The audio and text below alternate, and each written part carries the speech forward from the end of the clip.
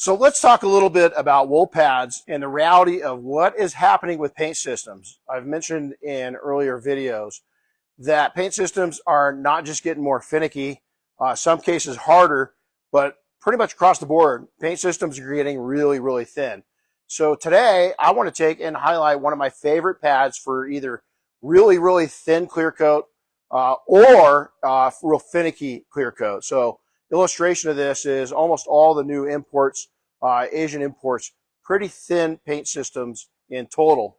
Our German imports are starting to get, they're still very hard, but in 2024, 2025 models coming up here very soon, they're going to get thinner too, not just harder, but thinner.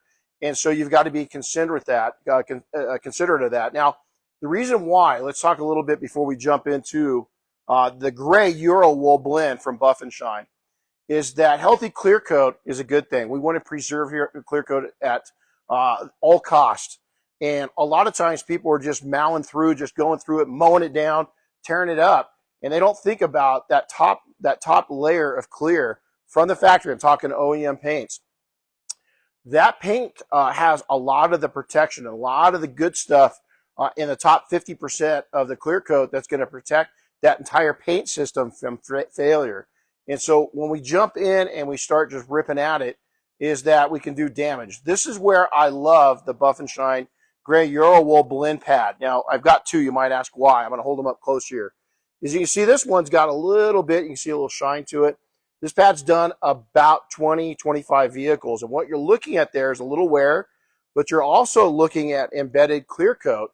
Why I'm showing this is this pad, all it's been done is spun out, and I blew some air across it and cleaned it up. But you can see it cleans really nicely, and this one hasn't even been washed yet. Now, this pad, by comparison, will kind of show the both of them.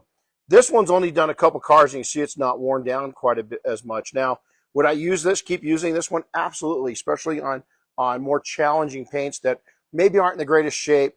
On a really nice paint job, I'm going to go over to something brand a lot newer.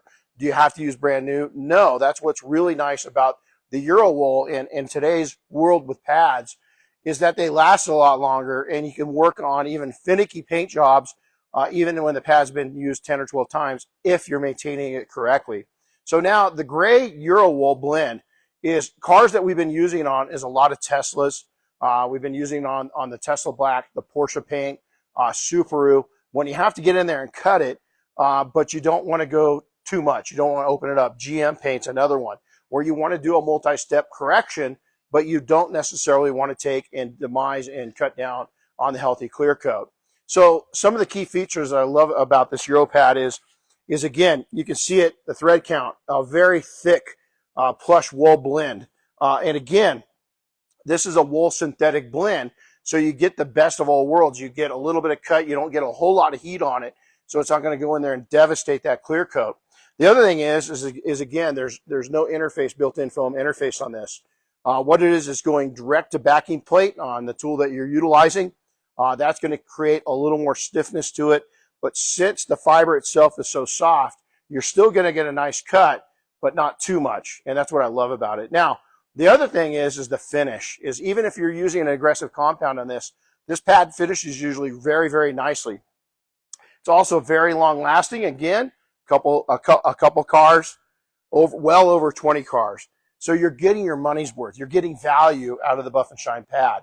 The other thing is it cleans up super well. I kind of mentioned that earlier, is this pad's one of those that just cleans really well on the fly, whether you're using a brush. I don't use spikes anymore. There's a lot of different ways. A lot of people blow.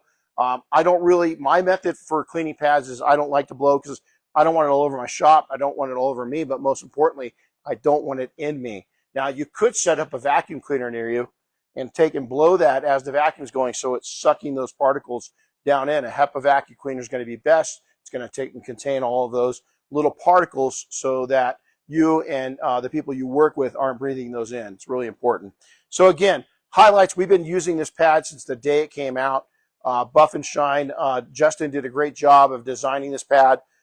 We've taken it, we love it on sensitive paints, touchy paints, or maybe even on some older cars. We've got an Audi and a Porsche behind me, both of these 10 years old, 21 years old.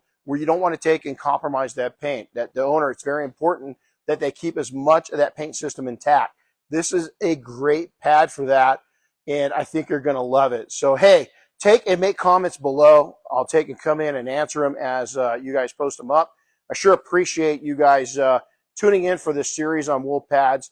Go over to Buff and Shine. Take a look at these gray Euro wool blend pads. I think you're going to love them, especially the next time that you have something in the shop that's a little finicky. So, hey, you guys take care. Again, appreciate you guys tuning in. We'll see you next time, all right? Buff and Shine in the house.